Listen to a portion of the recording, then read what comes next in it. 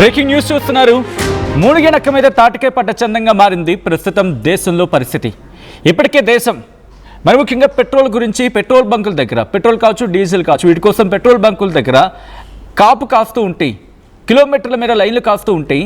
ఇప్పుడు నక్క అని మునుగుతుంటే టప్ అని తాటికే పడిందంట. అలా మారింది ఈ రేట్ల పెంపు. దేశంలో పెట్రోల్ డీజిల్ ధరలు పెరిగిపోయాయి. లీటర్ పెట్రోల్పై ఏకంగా 5 రూపాయలు, డీజిల్పై 3 రూపాయలు పెరిగింది. వింటున్నారా? లీటర్ పెట్రోల్ మీద ఏకంగా 5 రూపాయలు, డీజిల్పై 3 రూపాయలు పెరిగింది. రాష్ట్రాల వ్యాట్ ఆధారంగా పెంపు వర్తించబోతుంది. అంటే కొన్ని రాష్ట్రాల్లో గరిష్టంగా 5 రూపాయల 30 పైసల వరకు ఉందనుకుందాం. ఇంకొన్ని ప్రాంతాల్లో దానికన్నా తక్కువ ఉంటుంది. గరిష్టంగా అంటే హైయెస్ట్గా 5 రూపాయల 30 పైసల వరకు వెళ్తుంది. రేట్లు పెంచేసింది ఇప్పటికీ ఆయిల్ కంపెనీస్ గురించి మాట్లాడుకున్న సందర్భం. అయితే క్రూడ్ ఆయిల్ ధర పెరగడమే ఎందుకు కారణం అంటూ కూడా సదరు సంస్థలు చెప్పుకొస్తున్నాయి. అయితే ఆ సదరు సంస్థకు భారత్లో ఏకంగా 7,000 పంపులు ఉన్నాయి. అంటే 7,000 మన భాషలో చెప్పాలంటే బంకులు. ఎలాంటి మార్పులు చేయట్లేదు హెచ్పిసిఎల్ కానీ, బీపీసీఎల్ కానీ, ఐఓసీఎల్ కానీ. అయితే ప్రీమియర్ పెట్రోల్కి సంబంధించి మాట్లాడుకునే క్రమంలో ప్రీమియం అనేది లీటర్ పెట్రోల్పై ఏకంగా 2 రూపాయల 30 పైసలు పెరిగింది ఇప్పటికీ. దాంతోపాటు ఇండస్ట్రియల్ డీజిల్ 22 నుంచి 20 రూపాయల వరకు పెంపు వర్తిస్తుందని చెప్పి వినిపిస్తున్నమాట. అసలు ఇందుకే ఏంటా కంపెనీ ఎందుకు పెంచింది? ఇప్పుడు అక్కడికి వెళ్ళి మనం ఫ్యూరింగ్ చేసుకునే అవకాశం ఉంటుందా? అఫ్కోర్స్ ఉంటుంది. కానీ ప్రస్తుతం మాత్రం ఆ లీటరు పెట్రోల్పై 5 రూపాయలు, లీటర్ డీజిల్పై 3 రూపాయలు పెంచింది సదరు సంస్థ. రాష్ట్రాల వ్యాట్ ఆధారంగా పెంపు వర్తించబోతుంది. కొన్ని రాష్ట్రాలు గరిష్టంగా 5 రూపాయల 30 పైసల వరకు ఉంటుంది. రేట్లు పెంచేస్తుంది రష్యా సంస్థ నయారా ఎనర్జీ. క్రూడ్ ఆయిల్ ధర పెరగడం ఎందుకు కారణం అంటూ చెప్పుకొస్తోంది. అయితే ఇదే నయారాకు ఇండియాలో సుమారు 7,000 పంపులు ఉన్నాయి. అంటే 7,000 బంకులు అనుకోవచ్చు మన భాషలో చెప్పాలంటే. కానీ ఇంట్రెస్టింగ్ ఏంటంటే ఇక్కడ మన హెచ్పిసిఎల్ కావచ్చు, Bharat petroleum corporation limited BPCL, Hindustan petroleum corporation limited HPCL, Indian oil corporation limited IOCL, ఈ 3 కూడా ఎక్కడ ధరలు పెంచలేదు. యాజ్ ఆఫ్ నౌ అలాగే ఉన్నాయి, సాధారణంగానే ఉన్నాయి.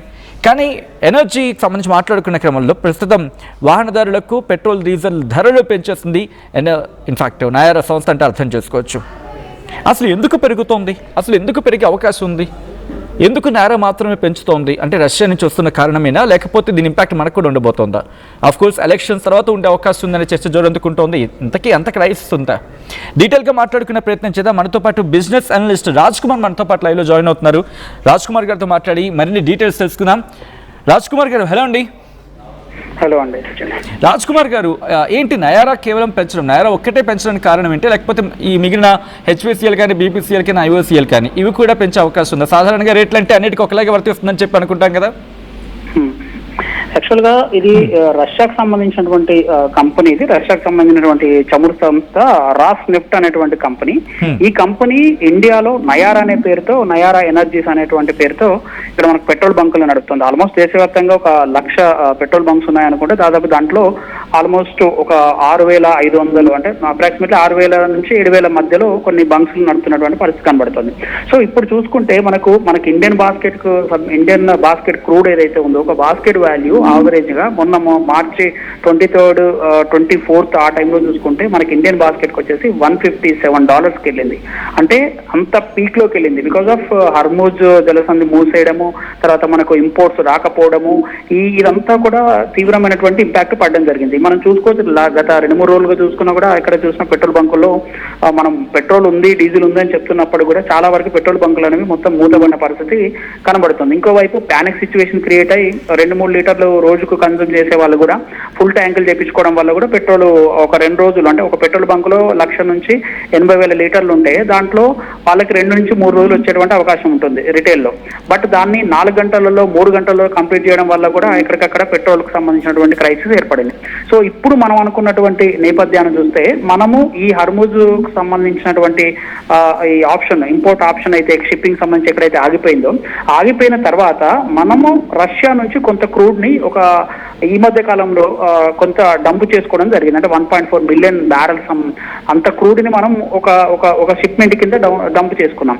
సో ఈ రీసెంట్ గా కూడా మరొక 2 మిలియన్ బ్యారెల్స్ సంబంధించి కూడా మళ్ళీ కొంత డంప్ చేసుకున్నట్టుగా ప్రభుత్వం లెక్కలు చెప్తోంది. సో ఇప్పుడు ఏంటంటే గవర్నమెంట్ కంపెనీలు, ప్రభుత్వం మన ఇండియన్ గవర్నమెంట్ కంపెనీలు, చమురు రంగ కంపెనీలు ఐఓసీఎల్ కానీ బీపీసీఎల్ కానీ ఇప్పటికే భారీ స్థాయిలో ఇంటర్నేషనల్ గా పెరిగిన క్రూడ్ తోటి యుద్ధం స్టార్ట్ కాకముందు $90, $91 ఉన్నటువంటి క్రూడ్ ఒక్కసారిగా 120, 150 వరకు వెళ్ళిన పరిస్థితులలో ఇప్పుడు ఆవరేజ్ గా సరాసరి చూస్తే $120 to $125 మధ్యలో ఉంది. కాబట్టి దానికి అనుగుణంగానే కొంత సర్దుబాటు చేయడానికి అవకాశం ఉంది. బట్ కేంద్ర ప్రభుత్వం ఎలక్షన్స్ ధర్మిలా కావచ్చు, ఇప్పుడున్నటువంటి సిచ్యువేషన్ల ధర్మిలా కావచ్చు, కొంత ఆ నష్టాలని చమురు రంగ కంపెనీలు భరించేలా చేస్తున్నటువంటి పరిస్థితి ఉంది. కాబట్టి ఇప్పుడు ఇక్కడ పెరగలేదు. తర్వాత ఈ పెట్రోల్ డీజిల్ ధరలో మనం ఇంకొకటి ఏంటంటే ఈ మధ్య కాలంలో యుద్ధం స్టార్ట్ అయిన తర్వాత హిమాచల్ ప్రదేశ్ గవర్నమెంట్ వ్యాట్ 2026 సర్దుబాటు పేరుతో లీటర్ పెట్రోల్ పైన ₹5 పెంచడం జరిగింది. సో సిమిలర్ గా వేరే ప్రభుత్వాలు కూడా అటువైపు ఆలోచించేటువంటి అవకాశం ఉంది. సో ప్రైవేట్ కంపెనీ ఇప్పుడు పెంచింది.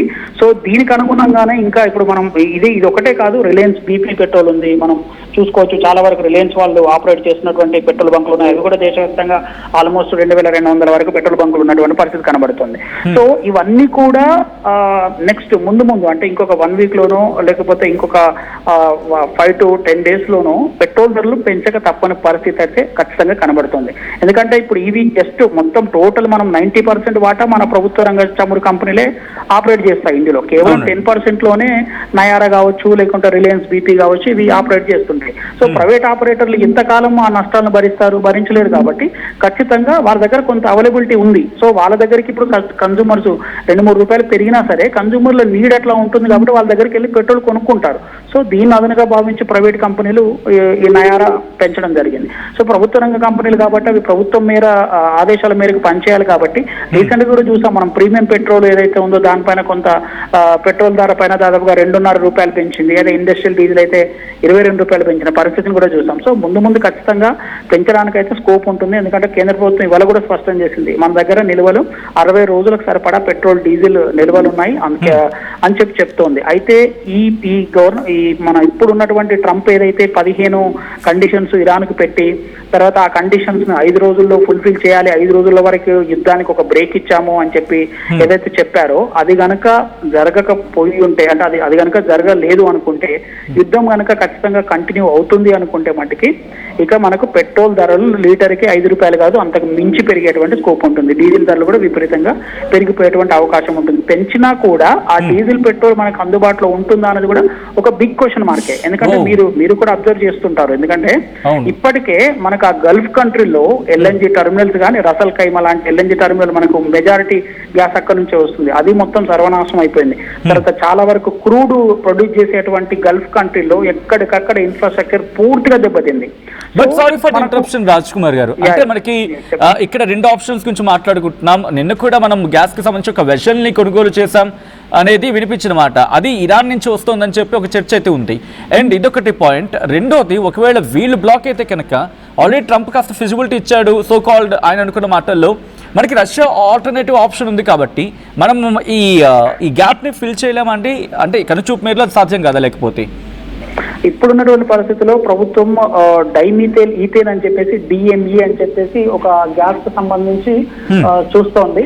సో ఆ డిఎంఈ కనుక వస్తే పిఎన్జి అంటే మనకి ఇక్కడ ఏంటంటే పైపు న్యాచురల్ గ్యాస్ కు సంబంధించి మనకి ఇక్కడ దేశవ్యాప్తంగా సరఫరా చేయాలనేది కేంద్ర ప్రభుత్వం యోచిస్తుంది. ఎందుకంటే ఇప్పుడు మనం ప్రపంచవ్యాప్తంగా చూస్తే ఇది ఒక కార్టల్లా పరిణమించింది. ఇప్పుడు మనం రష్యానే కావచ్చు, ఇప్పుడు రష్యా దగ్గర నుంచి తీసుకుంటే అమెరికా వాళ్ళు మన మీద కోపోద్రిక్తులు అవుతున్నారు. మనం చూసాం 200%, 300% మన మీద ఇంపోర్ట్స్ వాళ్ళు ఇంపోర్ట్ చేసుకునే వాటిపైన విపరీతమైనటువంటి ట్యాక్స్లు వేయడం జరిగింది. అంటే మోడీకి సంబంధించిన ఉదాహరణ చెప్తుంటే.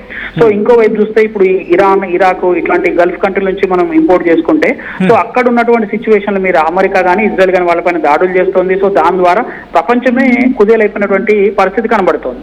సో కాబట్టి కేంద్ర ప్రభుత్వం ఏం చేస్తుందంటే పూర్తి స్థాయిలో లోకల్లోనే గ్యాస్ ప్రొడ్యూస్ చేద్దాం అంటే అక్కడ ఉన్నటువంటి రా మెటీరియల్ అంటే అక్కడ ఉన్న క్రూడ్కు బదులుగా లిక్విఫైడ్ న్యాచురల్ గ్యాస్ బదులుగా మనకు పైపు న్యాచురల్ గ్యాస్ అనేది పూర్తి స్థాయిలో ఇన్ఫ్రాస్ట్రక్చర్ డెవలప్ చేసి సో డిఎంఈ డైమిథైల్ ఈథేన్ అని ఉంటుంది అనమాట. అది ఈథేన్ ద్వారా ప్రొడ్యూస్ చేస్తారు. ఈథేన్ ని కొంత కార్బన్ డైఆక్సైడ్ తో మిళితం చేసి దాన్ని ఇంటర్నల్ గా మనకి ఇక్కడ రా మెటీరియల్ విరివిగా దొరుకుతుంది. అది సో దాని ద్వారా గ్యాస్ ప్రొడ్యూస్ చేయాలనేది ఒక ఆలోచన. ఇప్పటికే 2-3 ప్లేసులలో పూణేలో, తర్వాత మహారాష్ట్రలోని ఒక 2-3 ప్లాంట్లలో డిఎంఈకి సంబంధించినటువంటి రీసెర్చ్ కూడా జరుగుతుంది.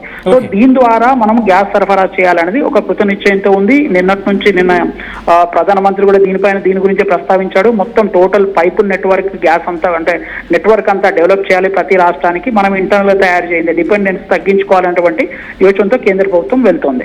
సో ఇది గనక ఇప్పుడు అంటే ఈ యుద్ధం ద్వారా మనం మన కంట్రీకి చూసుకుంటే మనం ఒక గుణపాఠంగా నేర్చుకుంటున్నాం. కరోనా టైంలో ఆక్సిజన్ ఎలాగా మనం వివిధ దేశాల నుంచి ప్రొడ్యూస్ చేయకుండా మనమే ఇంటర్నల్ గా మెషిన్స్ తయారు చేసి మనమే ప్రొడ్యూస్ చేసుకొని చివరికి ప్రపంచానికి మనం కరోనా వ్యాక్సిన్ ఎలా ఇచ్చామో, సో ఇప్పుడు కూడా ఇంటర్నల్ స్వయంకృతం అంటే స్వయం శక్తితో దాంతో వెళ్తుంది. ఎగ్జాక్ట్లీ అటువైపు వెళ్ళేటువంటి అవకాశం కనబడుతుంది. ఇది ఒక మంచి అవకాశంగానే పరిగణిస్తుంది. మనం ఇంపోర్ట్స్ ని తగ్గించుకున్నాం అనుకోండి, మనకు విదేశీ మార్గ ద్రవ్యం మిగులుతుంది, ప్లస్ ఇంటర్నల్ గా ఇలాంటి క్రైసిస్ వచ్చినప్పుడు ఈజీగా తట్టుకొని నిలబడేటువంటి శక్తి ఉంటుంది. ఓకే, బట్ మీరు అన్నట్టు గ్యాస్కి సంబంధించి ఆల్టర్నేటివ్స్ కనిపిస్తున్నాయి. But when it comes to oil విషయంలో మనకి ఆప్షన్స్ అంటే మనం కూడా ఇన్ఫ్యాక్ట్ పెట్రోలియం శాఖ మంత్రిగా చెందిన శాఖ మంత్రి పూరి గారు మాట్లాడుతున్న సందర్భంలో కూడా ఆయన కొన్ని సందర్భాలు అన్నారు, మనం డైవర్సిఫికేషన్కి వెళ్ళిపోయాం, వివిధ దేశాలతో మాట్లాడుతున్నాం, కమ్యూనికేట్ చేస్తున్నాం, ఆల్రెడీ మన స్టాక్ పైలు ఉంది అండ్ కావాల్సిన సందర్భాల్లో మనకి అవైలబిలిటీ కూడా ఉంటుంది, భయపడాల్సిన అవసరం లేదని చెప్పి. బట్ గల్ఫ్ మీద కంప్లీట్గా మనం ఆధారపడుతున్న పరిస్థితి ఉందా, లేకపోతే ఒకవేళ క్రైసిస్ లాంటి పరిస్థితి వస్తే మనకున్న ఆప్షన్స్ ఏంటి? సింపుల్గా కామన్ మ్యాన్కి అర్థమయ్యేలా చెప్పుకోవాలంటే ఖచ్చితంగా అండి. ఇప్పుడు మనకున్న పరిస్థితులు ఏంటంటే కొంచెం కాస్ట్ ఎక్కువైనా సరే మనకు రష్యా అనేది ఒక బెటర్ ఆల్టర్నేటివ్ గా ఉంది. అంటే మొన్నటి వరకు మనం ట్రంప్ మన పైన ఈ ఏదైతే 200%, 300% ట్యాక్స్లు వేశారో అవి లేక ముందు సో మనం చాలా చౌకగా అంటే మిగతా గల్ఫ్ కంట్రీలతో పోలిస్తే కొంచెం బెటర్ ప్రైస్ లోనే మనం ఇరాన్ నుంచి మనం డంప్ చేసుకున్నాం. సో ఇప్పుడు మన రిస్ట్రిక్షన్స్ పెట్టిన తర్వాత మనకు ఛాన్స్ లేదు. సో కాబట్టి ఇప్పుడు మనము రష్యా నుంచి చేసుకోవడానికి పూర్తి స్థాయిలో అవకాశం ఉంది. రష్యా దగ్గర చాలా ఎక్కువగా క్రూడ్ రిజర్వ్స్ ఉన్నాయి కాబట్టి రష్యా మనకి ఈజీగా సాల్వ్ చేసేటువంటి అవకాశం ఉంది. అయితే మనకి ఇంకొక గుడ్ న్యూస్ కింద చెప్పుకోవచ్చు ఈ సందర్భంలో ఏంటంటే మనకి ఇరాన్ విదేశాంగ శాఖ మంత్రి కూడా ఒక అనౌన్స్మెంట్ చేయడం జరిగింది. ఇండియాకి సంబంధించినటువంటి వెజిల్స్ ని మేము వదిలిపెడతాం, ఎందుకంటే మనకున్న వాళ్ళకి ఒక ద్వైపాక్షిక వాణిజ్య ఒప్పందం ఉంది. ఎందుకంటే మనం ఎక్స్పోర్ట్ చేస్తాం, వాళ్ళ దగ్గర నుంచి మనం కోడ్ తీసుకుంటాం, మన దగ్గర నుంచి రైస్, అరటిపళ్ళు ఇవన్నీ ఎక్స్పోర్ట్ చేస్తాం. సో ఒక ద్వైపాక్షిక సంబంధం ఉంది కాబట్టి మనకు సంబంధించినటువంటి షిప్లు ఏవైతే ఉన్నాయో వాటిని ఇప్పుడు హర్ముజ్ పాసేజ్ గుండా వెళ్ళడానికి ఒక స్కోప్ ఇచ్చారు. నిన్నటికి ఇవాళ చూస్తే ఒక 4 షిప్పులు రావడం జరిగింది. దాంట్లో ఎల్ఎన్జీకి సంబంధించిన ఒక వైజాగ్ కూడా జస్ట్ ఇప్పుడే రీచ్ అయినటువంటి మనకు న్యూస్ ఉంటుంది. సో అంటే మనకు ఒక స్కోప్ ఉంది. ఇరాన్తో మనకు పెద్దగా శత్రుత్వం లేదు కాబట్టి మనము యుఎస్ ని కూడా అర్జీ చేస్తున్నాం, ప్రపంచం ఇలా అవుతుంది కాబట్టి మీరు కూడా కొంచెం శాంతించండి, ఉన్న సిచ్యువేషన్ ని ఒప్పందం కుదుర్చుకోండి అని చెప్తోంది. బట్ ట్రంప్ వినడం లేదు. బట్ మనకి ఇరాన్ నుంచి కొంత సానుకూలత ఉంది. ఇంకొంత మనం ఎక్కువ మొత్తంలో ఇంపోర్ట్ చేసుకోవడానికి రష్యా అనేది ఒక బెటర్ ఆపర్చునిటీ ఉంది. సో ఇప్పుడున్నటువంటి సిచ్యువేషన్ లో మనం రష్యా నుంచి పెంచుతున్నాము, వాటి ఇంపోర్ట్స్ పెంచుతున్నాము, అది కొంతమేర తీర్చగలుగుతుంది. బట్ ఈ 60 డేస్ కంటే కేంద్ర ప్రభుత్వం చెప్తున్న లెక్క ప్రకారం ఈ 60 డేస్ తర్వాత ఏంటి క్వశ్చన్ మార్క్ అనేది మహా అంటే ఇప్పుడు ఉన్నటువంటి సిచ్యువేషన్ లో మేజర్ కన్సర్న్స్ కి చూసుకుంటే ఇండస్ట్రీలకి కట్ డౌన్ చేశారు ఆల్రెడీ. క్రూడ్ మన పెట్రోల్, డీజిల్ సంబంధించి అంటే డీజిల్ ద్వారా ఉత్పత్తి చేసే ఎలక్ట్రిసిటీకి సంబంధించి ఇండస్ట్రియలైజేషన్ లో వాడే డీజిల్ కన్జంప్షన్ కూడా 22 రూపాయలు పెంచారు. సో కొద్ది రోజులు అయితే అవి కూడా షట్ డౌన్ అటువంటి అవకాశం కనబడుతోంది. సో కృత్రిమంగా మనకి ఇప్పుడు ఉన్నటువంటి పెట్రోల్ బంక్ లో కూడా ఈ 2-3 రోజులు హైదరాబాద్ లో అయితే ప్రత్యక్ష నరకం చూశారు చాలా మంది. సో అది కనుక కంటిన్యూ అయితే ట్రాన్స్పోర్టేషన్ కాస్ట్ పెరుగుతుంది. ట్రాన్స్పోర్టేషన్ కాస్ట్ పెరిగితే కూరగాయలు, నిత్యావసరాల ధరలు పెరుగుతాయి. అంటే వైజ్ వర్స కామన్ మ్యాన్ పైన ఎక్కడో ఇరాన్ లో యుద్ధం జరిగితే మన హైదరాబాద్ లో లేదా మన పల్లెటూరులో ఉన్నటువంటి కామన్ మ్యాన్ నోట్లోకి 4 మెతుకులు వెళ్ళేటువంటి సిచ్యువేషన్ ఉండదు. సో దీనికి సంబంధించి మొన్న 2 డేస్ బ్యాక్ రాజ్యసభలో కూడా ప్రధానమంత్రి చెప్పాడు, కరోనా లాంటి సిచ్యువేషన్ వచ్చినప్పుడు మనం ఎలా నిగ్రహించుకొని చాలా ధైర్యంతో ముందుకెళ్లామో అలాంటి సిచ్యువేషన్ ని మనం ఫేస్ చేయబోతున్నామని చెప్పకనే తన స్పీచ్ ద్వారా చెప్పడం జరిగింది. అంటే క్రూడ్ మనకు మరింత క్రైసిస్ కాబోతుంది. అది వైజ్ వర్స నిత్యావసరాల మీద, ట్రాన్స్పోర్టేషన్ మీద ఇంపాక్ట్ పడుతుంది, కామన్ మ్యాన్ మీద కూడా ఇంపాక్ట్ పడేటువంటి అవకాశం ఉంటుంది. సచిన్, ఇంట్రెస్టింగ్. రాజ్ కుమార్ గారు ఒక మంచి పాయింట్ ని కోట్ చేశారు and I have to reiterate that.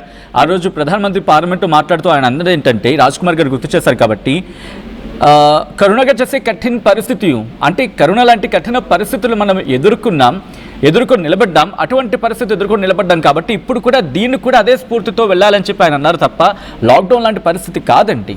Lockdown లాంటి పరిస్థితి కాదు, మీరు భయపడాల్సిన అవసరం లేదు, పెట్రోల్ బంకుల దగ్గరికి వెళ్ళి క్యూ కట్టవలసిన అవసరం లేదు, అంత సిచ్యువేషన్ అంత ప్యానికింగ్ కావాల్సిన అవసరం లేదు. అంత ప్యానిక్ అయితే మీ టైం వేస్ట్ అవుతుంది అండ్ మీ ఎనర్జీ అనేది క్రైసిస్లో పడుతుంది. అండ్ ఒకసారి మళ్ళీ నేను రాజ్ కుమార్ దగ్గరికి వెళ్ళే ప్రయత్నం చేస్తున్నాను. రాజ్ కుమార్ గారు, ఇక్కడ వెనిజులా అనేది ఎందుకంటే టాప్ ప్రియారిటీస్లో మాట్లాడుకున్నప్పుడు ఈ ఆయిల్ విషయంలో వెనిజులా కూడా ఒక టాప్ ప్రియారిటీలో ఉంది. అండ్ ఇప్పుడు దాదాపుగా ట్రంప్ చెప్పే మాట వింటోంది.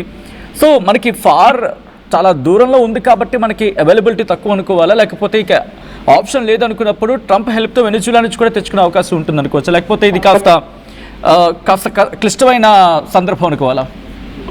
ఖచ్చితంగా అండి. అంటే ఇప్పుడు మనకు ఆల్టర్నేట్ ఆఫ్రికన్ కంట్రీస్ కి సంబంధించి కూడా కొంత మనకు క్రూడ్ ఆయిల్ ఇంపోర్ట్ చేసుకోవడానికి స్కోప్ ఉంటుంది. కానీ సో ఇప్పుడు రష్యాతో పోలిస్తే మనకు ట్రాన్స్పోర్టేషన్ కూడా మేజర్ ఇంపార్టెంట్ అండి. ఎందుకంటే ట్రాన్స్పోర్టేషన్ కి మనకు కాస్ట్ విరివిగా పెరిగిపోతుంది కాబట్టి సో ఆ నౌకలకు సంబంధించినటువంటి ఇన్సూరెన్స్ కాస్ట్, తర్వాత ఆ ట్రాన్స్పోర్టేషన్ కాస్ట్ అనేది విరివిగా పెరగకుండా ఉండేందుకే మనం గల్ఫ్ ను ఆల్టర్నేట్ గా చూస్తున్నాం.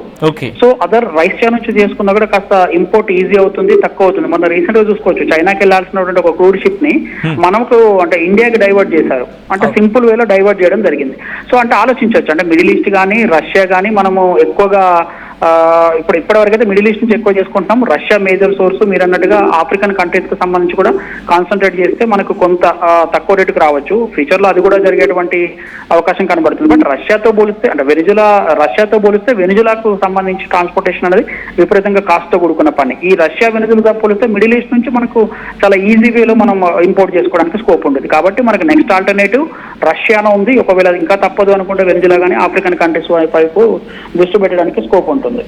అండ్ రాజ్ కుమార్ గారు, జియో పాలిటిక్స్ ని కింగ్ అబ్జర్వ్ చేస్తూ ఉంటారు బిజినెస్ అనలిస్ట్ అనేవాళ్ళు. ఈ పాయింట్ ఆఫ్ వ్యూ అడిగే ప్రయత్నం చేస్తున్నాడు. ఎందుకంటే ట్రంప్ అనే వ్యక్తి కాస్త బిజినెస్ యాంగిల్ ఆలోచిస్తాడు. ఇప్పుడు ఆల్రెడీ తన ప్రెషర్ పడుతుంది కాబట్టి ఇటువంటి క్రైసిస్ సందర్భంలో ప్రైస్ అనేది భారత్ మీద పడే అవకాశం ఉంటుంది. మీరు అన్నట్టుగా కాస్ట్ పెరిగే అవకాశం ఉంటుంది. కాబట్టి ఈ విషయంలో వెనిజులాతో మనకి ఆ ప్రైస్ అంటే ఇక్కడికి చేరుకునే లోపు రష్యాతో కావచ్చు, మిడిల్ ఈస్ట్తో కావచ్చు, ఎంత ప్రైస్ అయితే ఉంటుందో అదే ప్రైస్కి వెనిజులాని చెప్పించే ప్రయత్నం చేసే అవకాశం ఉంటుందా, లేకపోతే భారత్ అటువంటి ప్రయత్నాలు చేయొచ్చా, లేకపోతే వాట్స్ యువర్ అబ్జర్వేషన్స్ అండి? ఖచ్చితంగా అండి. ఇప్పుడు నాట్ ఓన్లీ ఇండియాకు మీరు చూడకండి, ఇండియా వరకే చూడకండి. సో ఇప్పుడున్నటువంటి సిచ్యువేషన్ లో మొత్తం త్రూఅవుట్ వరల్డ్ కూడా ఇదే క్రైసిస్ ఫేస్ చేస్తుంది. సో కాబట్టి మనం ఇండియా పాయింట్ ఆఫ్ వ్యూలో ఉన్నాం కాబట్టి, ఇండియాలో ఉన్నాం కాబట్టి ఇండియా పాయింట్ ఆఫ్ వ్యూలో చూస్తున్నాం. శ్రీలంకన్ ఇమాజిన్, శ్రీలంకను చూసుకోండి ఒకసారి. శ్రీలంక సిచ్యువేషన్ ఏంటి? శ్రీలంకను మనం కొద్ది రోజుల క్రితమే చూస్తాం. లాస్ట్ 1 year బ్యాక్ చూస్తే అది తీవ్రమైన క్రైసిస్ లో ఎల్ఎన్జీ లేకుండా, పెట్రోల్ డీజిల్ లేకుంటే ఇండియా నుంచి మనం వాళ్ళకి సాయం చేస్తాం. ఇమాజిన్ బంగ్లాదేశ్ చూసుకోండి ఎట్లాంటి క్రైసిస్ ఉంటుందో. సో ఇప్పటికీ మధ్యవర్తిత్వం వహిస్తున్నామని చెప్తున్నటువంటి పాకిస్తాన్ చూడండి. సో వాళ్ళకు తీవ్రమైనటువంటి క్రైసిస్ ఉంటుంది. బట్ ఆ క్రైసిస్ ని తెలియకుండా ఎన్ని రోజులు మేనేజ్ చేస్తారని ఒక క్వశ్చన్ మార్క్. మనకి ఇండియా ఏంటంటే ఫ్రీడమ్ ఎక్కువ కాబట్టి మనం అన్ని చెప్తున్నాం, బయటకు వచ్చి మన ఇష్యూస్ ని చెప్తున్నాం. మన ప్రభుత్వం కూడా అంతే విధంగా కొంత రెస్పాండ్ అవుతుంది. మనకు అవసరాన్ని బట్టి మనకి ఎల్ఎన్జీని, తర్వాత గ్యాస్ ని అంతా కూడా మన పెట్రోల్ డీజిల్ ని కూడా ఇంపోర్ట్ చేస్తుంది. మనకున్నటువంటి రిసోర్సెస్ లో కొంత తక్కువగా రిసోర్సెస్ ఉన్నాయి క్రూడ్ ప్రొడ్యూస్ కి. బట్ ఇప్పుడున్నటువంటి సిచ్యువేషన్ లో మనకు రష్యా నుంచి వచ్చే ఏదైతే క్రూడ్ ఇంపోర్ట్ చేసుకుంటున్నామో ఇది సఫిషియెంట్ అండి. ఎందుకంటే రీసెంట్ గా కూడా అమెరికా కన్ను ఎందుకు వేసింది మీరు అన్నది ఎగ్జాక్ట్లీ. అమెరికా ఎప్పుడు బిజినెస్ మాత్రమే చూస్తుంది.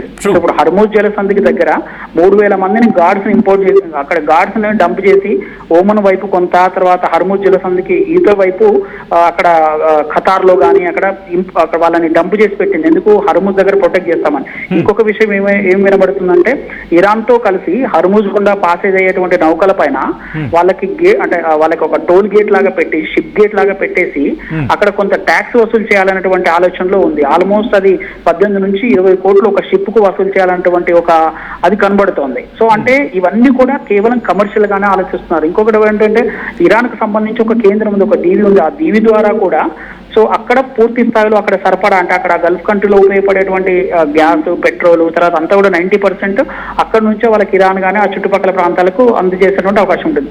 దాన్ని పూర్తిగా ఇప్పుడు దానిపైన అమెరికా కన్నుపడింది. ఆ దీవిని మొత్తం ఆక్యుపై చేసేసుకొని అక్కడ నుంచి ప్రపంచ వ్యాప్తంగా పూర్తి స్థాయిలో చమురుని కంప్లీట్ గా వాళ్ళ చేతిలోకి తీసుకోవాలన్నది అమెరికా ప్రధాన లక్ష్యం కనబడుతుంది. దీన్ని ప్రపంచ దేశాలు వ్యతిరేకిస్తున్నాయి. మనం అబ్జర్వ్ చేయొచ్చు, యుద్ధం స్టార్ట్ అయ్యి 5 days కి ముందు హర్ముజ్ జలసంధిని మేము కాపాడుతాం, మిగతా నాటో దేశాలని మాకు సపోర్ట్ చేయమంటే ఒక్క దేశం కూడా ముందుకు రాని పరిస్థితి ఉంది. ఎందుకు అంటే ఎగ్జాక్ట్లీ అండి. ఆమె వాళ్ళకి తెలుసు అంటే ట్రంప్ ఏం చేయబోతున్నాడు నెక్స్ట్ అంటే నాటో దేశాలు అక్కడ సపోర్ట్ చేసి కనుక వాళ్ళ యుద్ధ విమానం పంపించంటే వాళ్ళకి సంబంధం లేని యుద్ధంలో పార్టిసిపేట్ చేస్తే తీవ్రమైన నష్టపోతారు. పైగా అక్కడ ఉన్నటువంటి గల్ఫ్ కంట్రీలకు వ్యతిరేకం అయిపోతారు. సో చమురు క్షేత్రాలకి మనకి ఎంత కాదనుకున్నా వెస్ట్ ఫీల్డ్ మొత్తం అంతా కూడా చమురే. ప్రపంచ దేశాలు ప్రతి ఒక్కటి ఏ సందర్భంలో అయినా సరే ఖచ్చితంగా ఇక్కడ డిపెండ్ కావాల్సిందే. సో కాబట్టి యుఎస్ చేస్తున్నటువంటి ఒక బిజినెస్ కు సంబంధించి వాళ్ళు పూర్తి స్థాయిలో దృష్టి పెట్టారు. ఒక్క యూకే మాత్రం తమకు సంబంధించినటువంటి 2 నేవీ షిప్లను అక్కడికి పంపించింది. పంపించిన వెంటనే ఇక్కడ ట్రంప్ అనౌన్స్ చేశాడు, మేము చర్చలు జరుగుతుంది 5 days లో మొత్తం తేల్చేస్తామన్నాడు. సో ఇమాజిన్ అప్పుడు ఇరాన్కి యూకే పరిస్థితి ఏంటి, అక్కడ యూకే షిప్స్ పరిస్థితి ఏంటి అనేది ఒకసారి ఆలోచించండి. కాబట్టి ట్రంప్ని నాటో దేశాలు కూడా ఎవరు నమ్మట్లేదు. ఇప్పుడు ఉన్నటువంటి సిచ్యువేషన్ అమెరికా కేవలం బిజినెస్ కోసం మాత్రమే, ఆయిల్ ముడి చమురు దానిపైన పూర్తిగా ఆధిపత్యం చెలాయించడం కోసం మాత్రమే అమెరికా ప్రయత్నిస్తుంది అనేది ప్రపంచవ్యాప్తంగా జగమరిగిన సత్యం. అదంతా కూడా వివిధ దేశాలు ఆల్రెడీ ఎక్స్పీరియన్స్ అయ్యాయి కాబట్టి ఎవరు వాళ్ళకి సపోర్ట్ చేయట్లేదు. ఇప్పుడు ట్రంప్ కూడా అదే పరిస్థితి, చాలా మందిని డిప్లాయ్ చేస్తున్నాడు. 15,000 మందిని ఇరాన్ అంటే ల్యాండ్ త్రూ వెళ్ళాలి అని చెప్పి శిశోర్లో గుండా ఇరాన్ లోకి వెళ్ళాలనే ల్యాండ్ ఆపరేషన్ చేయాలన్నటువంటి పరిస్థితిలో ఉన్నాడు అంటే సో ఆలోచించండి. ఇరాన్ కూడా వాళ్ళ మార్నింగ్ స్టేట్మెంట్ ఇవ్వడం జరిగింది, మా చమురు క్షేత్రాలకు సంబంధించి పూర్తిగా పట్టు సాధించడానికే ప్రయత్నం చేస్తున్నారు, ట్రంప్ చెప్పేది ఒకటి చేసేది ఒకటి అని చెప్తున్నారు. సో మొదటి చెప్పాడు మా దగ్గర అణుకు సంబంధించిన అణుబాంబులు ఉంటాయి, అణు రియాక్టర్లు తయారు చేస్తున్నాం అన్నాడు. తనే స్టేట్మెంట్ ఇచ్చాడు ఇప్పుడు అసలు ఒక అణు రియాక్టర్ లేదు, ఏమీ లేదు అంటున్నాడు. మళ్ళీ వాళ్ళకి పెట్టిన 15 కండిషన్లో ఒక కండిషన్ ఏం పెట్టాడంటే అసలు అణు రియాక్టర్లకు సంబంధించి కానీ వాటిపైన ఎలాంటి రీసెర్చ్ చేయట్లేదని మీరు రాసి వాళ్ళు ఒప్పుకోలేదు అని చెప్తున్నాడు. అంటే ఒక రకమైన చమురు క్షేత్రాలపైన చమురు ప్రొడక్షన్ వాటిపైన పూర్తి స్థాయిలో గ్రిప్ సాధించాలన్నది వీళ్ళకి ఒక మేజర్ కన్సర్న్ గా కనబడుతుంది. ఎందుకంటే రష్యా దగ్గర ప్లెంటీ ఆఫ్ క్రూడ్ ఉంది, చైనాకు సంబంధించి కూడా రష్యాకి మధ్యలో ఉన్నటువంటి రిలేషన్షిప్ వల్ల వాళ్ళకు సఫిషియెంట్ గా సరిపోతుంది. సో నెక్స్ట్ ఎకానమీలో గ్రోత్ అయ్యేటువంటి కంట్రీలో చూస్తే రష్యా ఉంది, 3rd లార్జెస్ట్ ఎకానమీ ఇండియా ఉంది, చైనా ఉంది. కాబట్టి సో వీటికంటే మించి నెంబర్ 1 గా కొనసాగాలి అంటే ఖచ్చితంగా అమెరికా చమురు క్షేత్రాలపైన ఆవి పట్టుపైన పట్టుకోవాలి. సో అందుకనే ఇరాన్తో యుద్ధం కొనసాగిస్తోంది. బట్ ఇంట్రెస్టింగ్, మీరు పాయింట్ తీసుకొచ్చారు కాబట్టి అడిగే ప్రయత్నం చేస్తున్నాను. ఇప్పుడు ఇరాన్ కూడా అదే స్టేట్మెంట్ ఇస్తుంది, ఒకవేళ నువ్వు కనుక మా ల్యాండ్ ఆపరేషన్కి వస్తే మేము వెళ్తాం, దుబాయ్ కావచ్చు లేకపోతే సీ షోర్ అంతా కూడా తీర ప్రాంతాలన్నింటినీ దుబాయ్, ఖతర్, సౌదీ అరేబియా వీటి మీద మేము దాడి చేసి వాటిని ఆక్రమించేసుకుంటామని చెప్పి.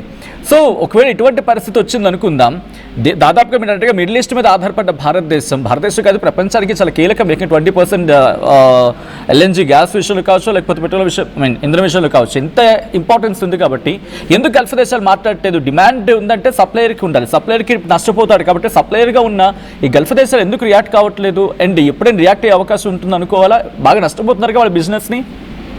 ఖచ్చితంగా అండి, ఎందుకంటే ఇప్పుడు ఉన్నటువంటి పరిస్థితులలో మీరు అన్నది అబ్సల్యూట్లీ కరెక్ట్ అండి. సో వాళ్ళు బిజినెస్ నష్టపోతున్నారని చూస్తున్నారు కానీ పూర్తి స్థాయిలో ఆ కంట్రీని మొత్తం టోటల్ గా లేకుండా చేయాలనేటువంటి ఉద్దేశం కనబడుతుంది కదా మనకి ఇక్కడ. సో ట్రంప్ ఉద్దేశము ఇరాన్ బాగుండాలనో లేకుంటే ఇరాన్ కి సంబంధించినటువంటి అక్కడ ఉన్నటువంటి అధ్యక్షుని చంపామనో కాకుండా పూర్తి స్థాయిలో అక్కడ గనక ఆధిపత్యం చెలాయిస్తే ఇప్పుడు మనం చూసుకుంటే వరల్డ్ లోనే ది లార్జెస్ట్ రిజర్వ్స్ ఉన్నది ఇరాన్ లోనే ఉంటుంది ఆయిల్ ఫీల్డ్ లో.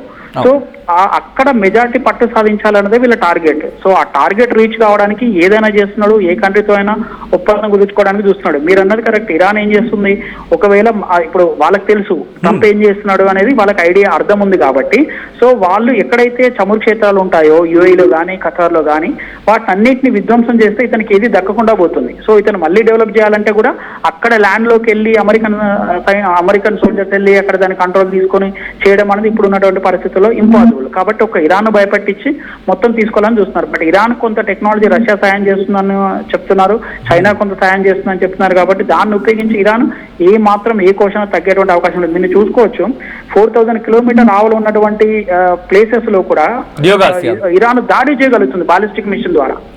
సో కాంటినెంటల్ రిసెప్టార్స్ కూడా ప్రయోగిస్తుంది అంటే మీరు ఇమాజిన్ ఆలోచించండి, ఇంకా పవర్ఫుల్ గా ఉంది. సో కాబట్టి అక్కడ ఇరాన్ ఎంత స్ట్రాంగ్ గా ఉన్నదో వీళ్ళకి తెలుసు, ఎవరు సప్లై చేస్తున్నారో తెలుసు. అయినప్పుడు కూడా ఇంకా అక్కడికి వెళ్ళేసి ఆయిల్ చమురు క్షేత్రాల మీద మొత్తం ఆధిపత్యం చెలాయించాలని చెప్పేసి చూసుకోవడం అనేది సో ప్రపంచం ఖచ్చితంగా గుర్తిస్తుంది అంటే ఏం జరుగుతుంది అనేది.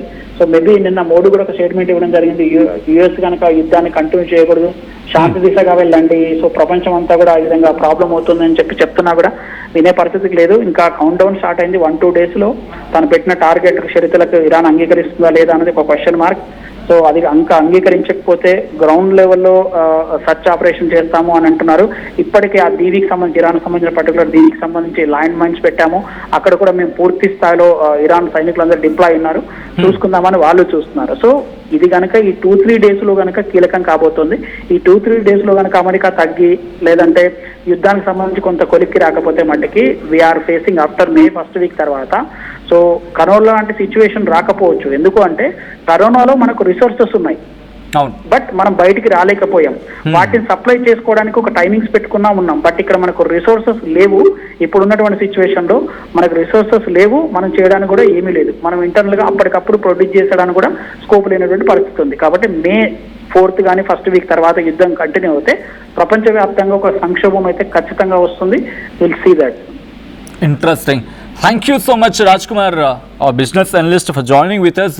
మాతో జాయిన్ అయ్యి చాలా అంశాలు మాట్లాడే ప్రయత్నం చేశారు, చాలా కూలంకుషంగా, చాలా క్లుప్తంగా, దాంతోపాటు ఒక సగటు మనిషికి అర్థమయ్యేలా చెప్పే ప్రయత్నం చేసినందుకు. సో చూస్తున్నారు కదా, బిజినెస్ అనలిస్ట్ చెప్తున్న మాట అది. నేనంటున్న మాట కూడా కాదు.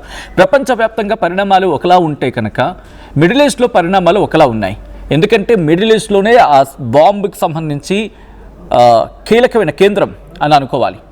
అంటే అక్కడ కనుక ఏదైనా జరిగిందా, ఆ బాంబు ఏకంగా ప్రపంచానికి తాకుతోంది. అండ్ ఈరోజు పెట్రోల్ రేట్లు పెరగడానికి కారణం కూడా అదే. ఇంకా పెరిగే అవకాశం ఉందని చెప్పి అంచనాలు ఉన్నాయి. మరి ముఖ్యంగా ఇప్పుడు 60 రోజుల పాటు మనకి స్టాక్ ఉంది కాబట్టి బహుశా భారత ప్రభుత్వం ఆలోచించి ఆచితూచి అడుగులు వేస్తూ ఉండొచ్చు కాక. ఎందుకంటే రాజ్ కుమార్ గారు చెప్పినట్టుగా మనకి ఆల్టర్నేటివ్గా పక్కనే రష్యా నుంచి తెచ్చుకోగలగాలి. అండ్ అమెరికా కూడా కాస్త పర్మిషన్ ఇచ్చింది.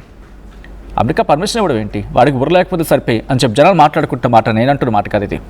అండ్ ఇటువంటి సిచ్యువేషన్లో మనం రష్యా నుంచి తెచ్చుకుంటాం, ఓకే, బట్ ఇంతటి పెంటకి కారణమైన వ్యక్తి ప్రపంచ దేశాలకి అదే స్థాయిలో ఇప్పుడు ఒక ఇంటికి పెద్దన్న పాత్ర లేకపోతే ఒక పెదనాన్న పాత్ర ఒక పెద్ద పాత్ర పోషించినప్పుడు ఒక పిల్లాడిని కొట్టబోతున్నాడు లేకపోతే దాడి చేయబోతున్నాడని తెలిసిన తర్వాత నెక్స్ట్ వాడికి ఏం జరుగుతుంది, వాడి వల్ల నెక్స్ట్ ఇంట్లో వాళ్ళకి ఏం జరుగుతుంది, ఇది అంచనా ఉండాలి కదా.